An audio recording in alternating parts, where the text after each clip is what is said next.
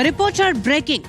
കോഴിക്കോട് ബാലുശ്ശേരിയിൽ ഭിന്നശേഷി വിദ്യാർത്ഥിക്ക് സീനിയർ വിദ്യാർത്ഥികളുടെ റാഗിംഗ്. 90% കാഴ്ചശക്തിയില്ലാത്ത വിദ്യാർത്ഥിയെ ഷർട്ടിന്റെ ബട്ടൺ ഇട്ടില്ല എന്നാരോപിച്ച് മർദ്ദിച്ചു.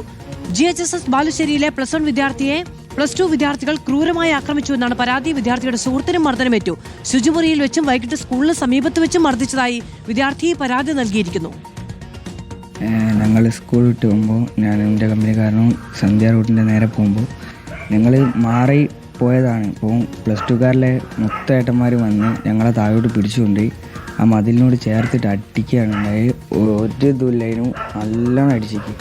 ഒന്നൊരു ഭാഗത്തുനിന്ന് ഓനൊരു ഭാഗത്തുനിന്ന് ഓൻ്റെ ഇവിടുത്തെ പല്ലിൻ്റെ ഉള്ളിൽ പൊട്ടിക്ക്. പിന്നെ എനിക്ക് അടി കിട്ടുമ്പോഴേക്ക് പിന്നെ ഞാൻ കുറേ ഒഴിഞ്ഞു മാറാൻ നോക്കി. എന്നാൽ പോലെ അടിച്ച് പിന്നാലും ഞാൻ കുറച്ച് ഒഴിഞ്ഞു മാറി. പിന്നെ നാട്ടുകാർ ഇറങ്ങി, അതുകൊണ്ട് കുറേ ആൾക്കാർക്ക് അടി കിട്ടിയില്ല. കുറേ ആൾക്കാരെ പിടിച്ച് മാറ്റിക്കൊണ്ട് അടി കിട്ടിയില്ല. ഞങ്ങൾ മുന്നോട്ട് പോയപ്പോൾ മുന്നിൽ തന്നെ വന്ന് പിന്നെയും പറഞ്ഞു മഴയൊക്കെ ആണെങ്കിൽ നിങ്ങൾക്ക് ഇവിടുന്ന് പോവാം, അല്ലെങ്കിൽ അടിച്ച് ഇങ്ങനെ തന്നെ ഉണ്ടാവും എന്ന് പറഞ്ഞ്. അപ്പോൾ ഞങ്ങൾക്കൊന്നും ചെയ്യാൻ പറ്റിയില്ല. അവൾ കുറേ ആൾക്കാരുണ്ടായിരുന്നു. പിന്നെ ഞങ്ങൾ ബസ് കയറി ഇങ്ങോട്ട് വന്നു. എന്ത് പറഞ്ഞിട്ട് അവരടിച്ചേ? കൊടുക്കടാത്തെ ഇനി ഇങ്ങനെ ഒരു കുട്ടിക്കും ഇങ്ങനെ സംഭവിക്കരുത്. ഒന്നാമത്തെ ഇവന് ഡിസബിലിറ്റിയാണ്. അപ്പോൾ ഇവനെപ്പോൾ തന്നെ വേറൊരു മോനും പറ്റിക്ക്. അത് ഇവന് ഇന്നേന് ശേഷമാണ് ഞങ്ങളോട് പറയുന്നത്.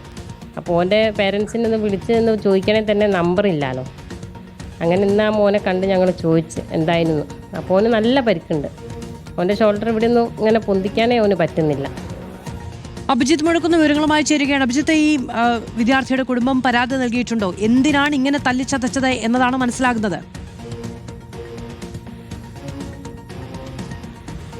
മധു, വലിയ ക്രൂരതയാണ്, അക്രമമാണ്. 10% മാത്രമാണ് ഈ വിദ്യാർത്ഥിക്ക് കാഴ്ചശക്തിയുള്ളത്. അതിൻ്റെ യാതൊരു അനുകമ്പയും കാണിക്കാതെ +2 വിദ്യാർത്ഥികൾ അതിക്രൂരമായി മർദ്ദിച്ചു എന്നുള്ളതാണ് പരാതി. നേരത്തെ തന്നെ സ്കൂളിൽ ഈ +1 വിദ്യാർത്ഥികളും +2 വിദ്യാർത്ഥികളും തമ്മിൽ ചെറിയ റാഗിങ്ങിൻ്റെ ഒക്കെ പേരുള്ള തർക്കമുണ്ടായിരുന്നു എന്ന് പറയുന്നു. അതിൻ്റെ തുടർച്ചയായാണ് ഈ +1 വിദ്യാർത്ഥിക്ക് മർദ്ദനമേറ്റിട്ടുള്ളത്.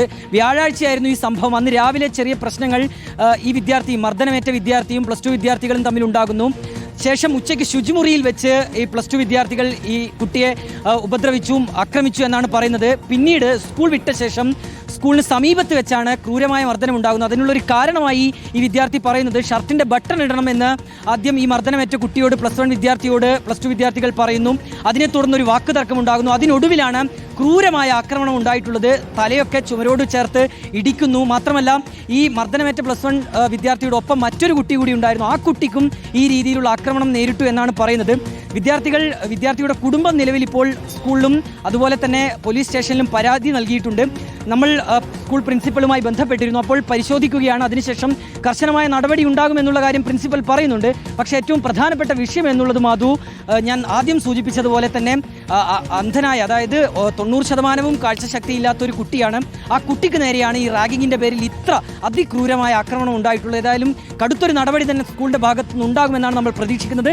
മാത്രമല്ല പോലീസിനെയും കൂടി ഈ കുടുംബം സമീപിച്ചിട്ടുണ്ട്. അഭിജിത്ത് മുഴക്കുന്നാണ് വിവരങ്ങൾ നൽകിയത്. 10% മാത്രം കാഴ്ചശേഷിയുള്ള ഒരു വിദ്യാർത്ഥിക്കാണ്. അതിൻ്റെ ഒരു പരിഗണനയും നൽകാതെ ആരെയും ആക്രമിക്കരുത്, പക്ഷേ ഒരു ഭിന്നശേഷിയുള്ളൊരു കുട്ടി കൂടെ ഉണ്ടെങ്കിൽ അതിനെ സഹായിക്കുക, ഒപ്പം നടത്തുക എന്നതിനപ്പുറത്തേക്ക് തല്ലിച്ചതയ്ക്കുക എന്ന് പറയുന്നതാണ് ശക്തമായ നടപടി ഉണ്ടാകേണ്ട കാര്യമാണ്.